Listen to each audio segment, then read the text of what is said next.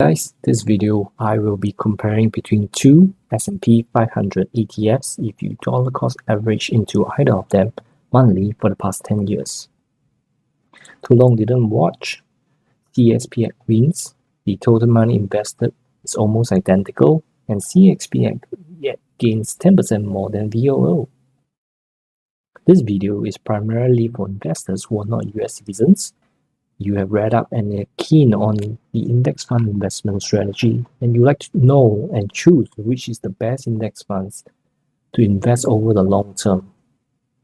This video is created because index investing over a long term beats the track record of 90% of the professional investors, and this is about finding which is the best way to invest for a US alien.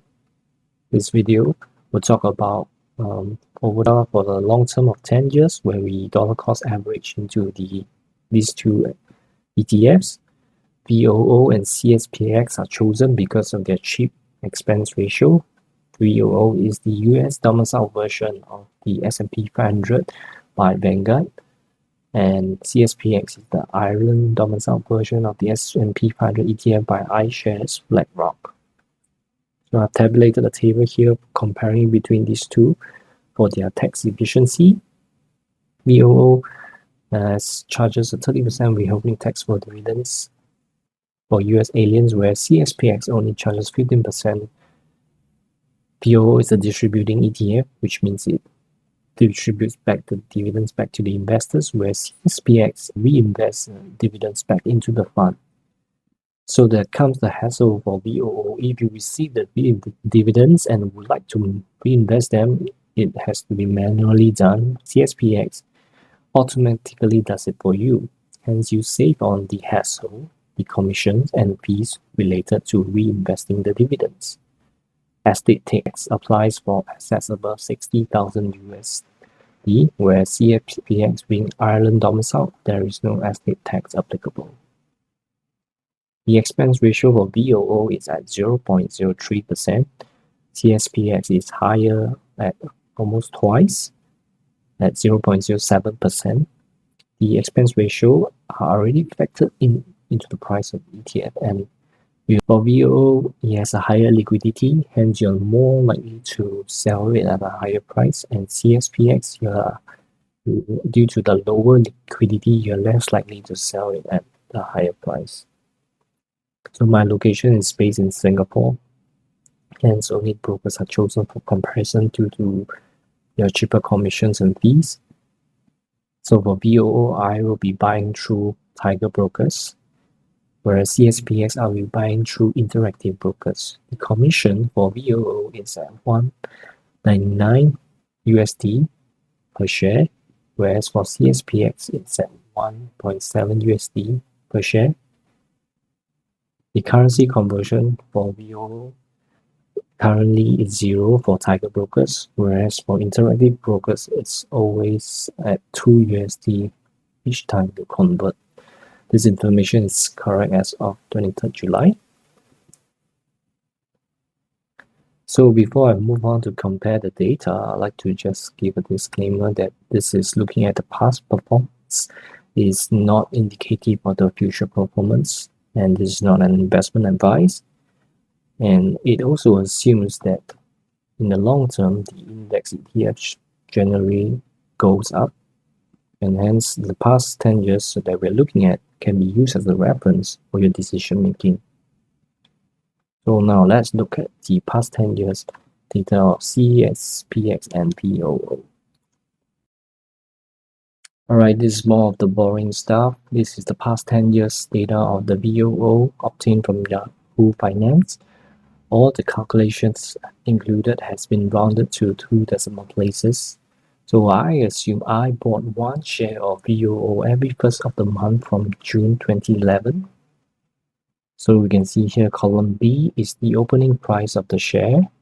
Column C is the dividends distributed in that month. Column D is the total number of shares bought.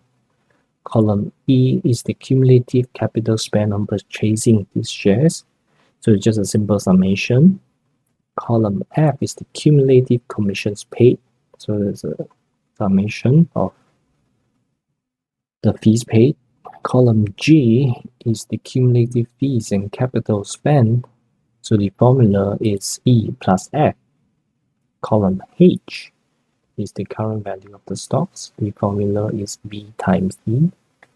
Column I is the dividends gained for that month, the formula is C times D.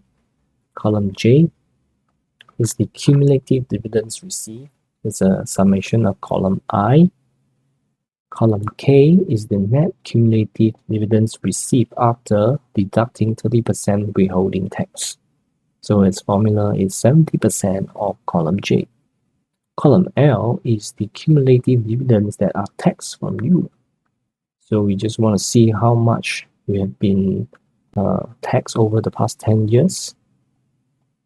Column F is the net gain in the portfolio. So the formula here is H minus G plus K, which is your current value minus your capital and commission paid plus any dividends that you received. And column N is the percentage gain. So the formula is column M divided by column G and multiply into a percentage. So we've cleared the formulas. Let's scroll down to see. And here I have highlighted the cells yellow because I have gained enough dividends here to purchase one new share. So I have spent that dividends to purchase another new share, and hence the fees paid for purchasing the share and the total number of shares increase accordingly. The next instance is at 1st of July 2016, and then 1st of October 2017, and so forth and so on. So now we have reached to the end of the spreadsheet. Here we'd like to compare at the end of 10 years, the total monies that you have invested here is 27.3k USD. Your current value is at 49.7k USD. You have accumulated 360 USD in dividends, not thus far, but after you have deducted those monies that you have used to purchase additional shares by reinvesting your dividends. The cumulative dividends you have lost is 894, which is about 89 USD per year. This would mean that you might be able to buy 3 or 4 more shares. The next, your net gain is 22.7k USD, and the percentage is at 83.28%. Likewise, this is the past 10 years of CSPX obtained from Yahoo Finance. The spreadsheet here is much simpler as it's an accumulating ETF, and hence there's no need to calculate the fees involved in reinvesting the dividends. The formulas here are exactly the same as VOO, but I'll just show them so that you can verify.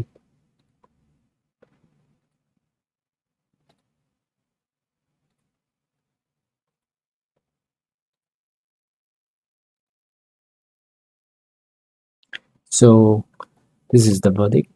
CSPX wins in every area. The capital invested in CSPX is 604 USD lesser, and yet the net gain is more. CSPX portfolio is worth 1.9k USD more at the end of 10 years, and it is 10% more than VOO. So in summary, I just want to wrap up to say that we can't say what happens in the future, but I hope that by looking at this data, it will help us to decide between these two ETFs for a US Indian. I have left the referral link to these two brokers in the video description. Thank you very much for spending time to watch this, and I hope it helped in my decision making. See you next time.